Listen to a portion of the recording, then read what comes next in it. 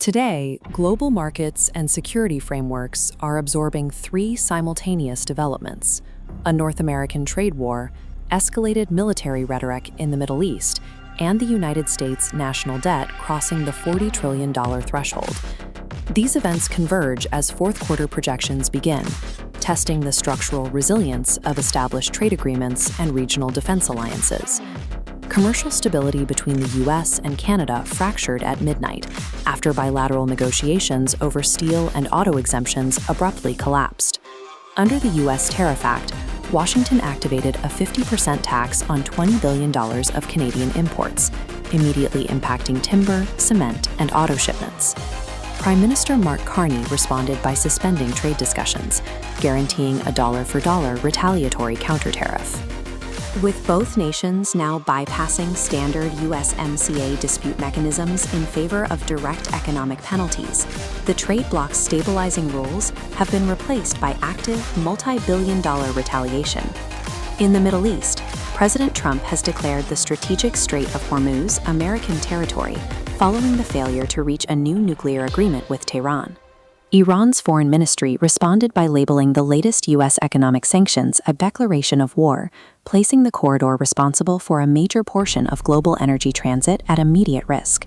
This regional tension overlaps with intensified Israeli strikes in South Lebanon and fatal Russian drone attacks targeting civilian shipping centers in Ukraine.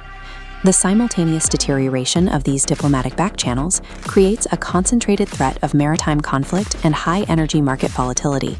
Funding these global operations is a national debt that just reached $40 trillion, driven by decades of conflict and multi-trillion-dollar stimulus packages. Internal political focus is shifting as well.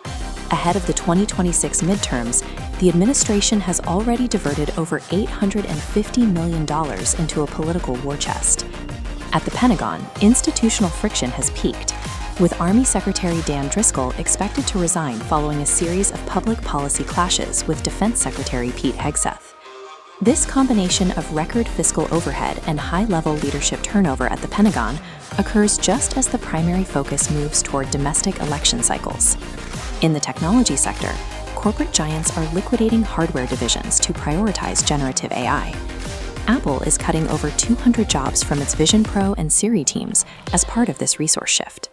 Simultaneously, TikTok's parent company ByteDance has agreed to a $400 million settlement with the DOJ over violations of U.S. children's privacy laws.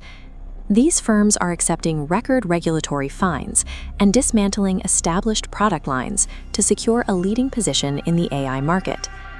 The primary risk vectors heading into the week are fixed: industrial supply chain inflation, maritime energy volatility, and the $40 trillion debt ceiling.